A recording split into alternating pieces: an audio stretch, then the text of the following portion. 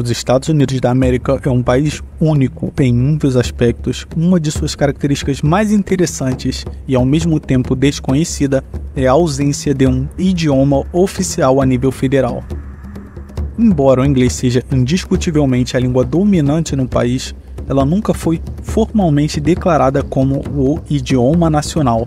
A falta de um idioma oficial é um reflexo da diversidade cultural e histórica, bem como das complexidades políticas e sociais que moldaram a formação e desenvolvimento dos Estados Unidos.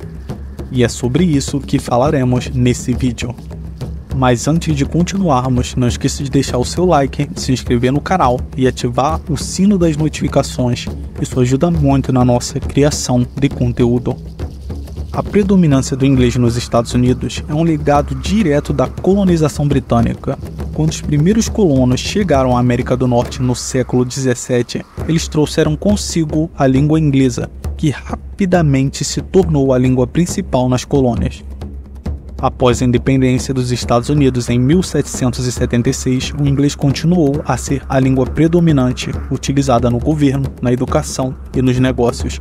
No entanto, ao contrário de muitos outros países que estabeleceram um idioma oficial através de uma legislação, os Estados Unidos nunca adotaram formalmente o inglês como seu idioma nacional. E a ausência de um idioma oficial pode ser atribuída a vários fatores. Em primeiro lugar, os fundadores da nação estavam profundamente comprometidos com os princípios de liberdade. Eles acreditavam que a imposição de um idioma oficial poderia ser vista como uma forma de opressão cultural, contrária aos ideais de liberdade que fundamentavam a nova república. Basta recordar que a história da colonização americana está diretamente ligada a diversos grupos que se estabelecem fugindo justamente das perseguições religiosas e políticas no Velho Mundo. Muitos dos primeiros colonos americanos eram de diferentes origens étnicas e linguísticas, incluindo alemães, holandeses, suecos e franceses, e a coexistência de múltiplas línguas era vista como uma expressão da diversidade cultural do novo país. Outro fator importante foi o pragmatismo político. Nos primeiros anos da República, havia um temor de que a imposição de um idioma oficial pudesse alienar alguns grupos étnicos e culturais e causar divisões internas. Em vez disso, os líderes americanos optaram por uma abordagem mais democrática, permitindo inicialmente que diferentes comunidades mantivessem suas próprias línguas e culturas, enquanto se integravam à sociedade americana. Entretanto, isso não impediu que indiretamente e às vezes diretamente o inglês começasse a alcançar um status superior aos demais idiomas. No final da década de 1880, Wisconsin e Illinois, dois estados americanos, aprovaram leis que permitiam o uso e ensino do inglês nas escolas públicas e paroquiais. Em 1896, sob o governo da República do Havaí, sim, existiu esse país antes da anexação formal aos Estados Unidos, o inglês se tornou o principal meio de ensino público para as crianças havaianas. Após o fim da Guerra Hispano-Americana em 1902, uma lei passou a exigir que todos os documentos oficiais que circulassem em Porto Rico, uma ex-colônia espanhola e território que até hoje está sob controle americano, deveriam estar traduzidos também para o inglês. Em 1909, o espanhol foi proibido em todas as escolas públicas. Em 1917, o inglês tornou-se o idioma oficial de Porto Rico. Eventualmente, na década de 1930, o espanhol passaria a ser permitido nas escolas primárias, mas o inglês permaneceu como imperativo para a formação básica completa. Apenas em 2015, o Senado de Porto Rico aprovou uma lei que declarava o espanhol como o primeiro idioma oficial da ilha, dando ao inglês o status de segunda língua oficial.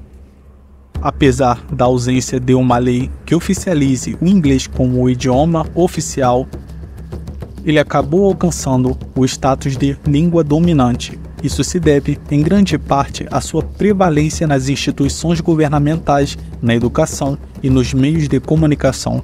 A maioria dos documentos oficiais e das comunicações do governo são feitas em inglês, e a proficiência em inglês é um dos requisitos para a naturalização do imigrante. Além disso, o inglês é a língua principal de instrução nas escolas e a língua mais utilizada nos negócios e na vida cotidiana. A supremacia do inglês nos Estados Unidos também se reflete na realidade demográfica. De acordo com o censo de 2020, cerca de 78% da população americana fala apenas inglês em casa, e muitos daqueles que falam outras línguas também são fluentes, obviamente, em inglês. A questão de oficializar o inglês como idioma nacional tem sido objeto de debate político e social. Desde o século XIX, houve várias tentativas de declarar o inglês como o idioma oficial dos Estados Unidos. Essas iniciativas geralmente ganham força em períodos de aumento da imigração, quando há preocupações sobre a assimilação dos novos imigrantes e a preservação da identidade cultural americana. A oposição à oficialização do inglês como idioma nacional baseia-se em argumentos tanto práticos quanto ideológicos. Do ponto de vista prático, os críticos argumentam que tal medida é desnecessária, uma vez que o inglês já é de fato a língua dominante. Eles também destacam que a imposição de um idioma oficial poderia prejudicar as comunidades de imigrantes e dificultar o acesso a serviços públicos para aqueles que não são fluentes em inglês. Do ponto de vista ideológico, a oposição à oficialização do inglês como idioma nacional está enraizada nos princípios de liberdade e diversidade que são fundamentais para a identidade americana.